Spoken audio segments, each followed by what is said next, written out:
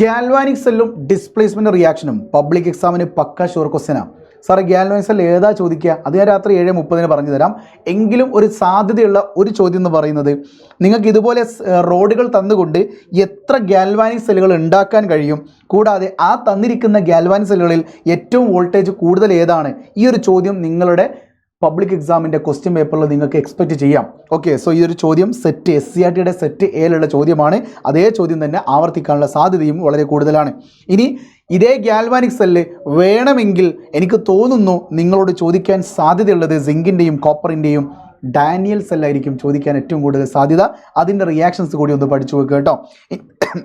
നമ്മുടെ displacement reaction ഇതുപോലെ picture model എക്സാമിന് തരാത്തത് കൊണ്ട് നിങ്ങളോട് പബ്ലിക് എക്സാമിന് ഇതുപോലെ പിക്ചർ തന്നുകൊണ്ട് നിങ്ങളോട് ഡിസ്പ്ലേസ്മെൻറ്റ് റിയാക്ഷൻ ചോദിക്കാനുള്ള സാധ്യതയുണ്ട്. ഇത്ര മാത്രം ലഭിച്ചാൽ മതി.